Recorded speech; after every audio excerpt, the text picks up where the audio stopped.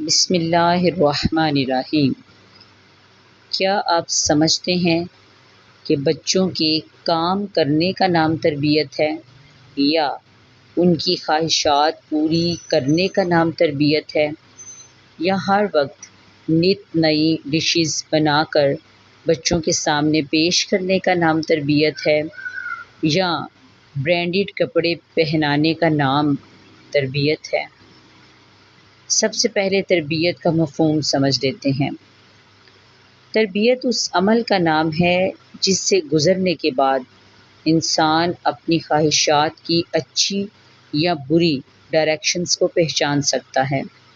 تربیت ایک رہنمائی کا نام ہے، یعنی اپنے بچوں کی ایسی رہنمائی کرنا کہ تنہائی میں بھی ماں کا دیا ہوا سبق بچوں کو یاد رہے۔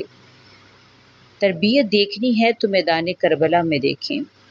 سیدہ فاطمہ زہرا رضی اللہ تعالی عنہا تو امام حسین کے پاس فزیکلی موجود نہیں تھی، نبی کریم صلی اللہ علیہ وآلہ وسلم موجود نہیں تھے، لیکن نانا سے کیا ہوا وعدہ نبھایا۔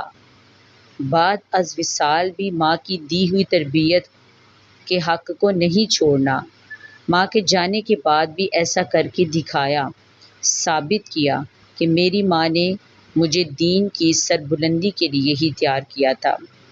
تربیت صرف ماں باپ کی موجودگی میں بچوں کو اپنی حرکات و سکنات کنٹرول کرنے کا نام نہیں ہے، بلکہ تنہائی میں بھی والدین کے دیے ہوئے اصول و قواعد کو یاد رکھنا تربیت ہے۔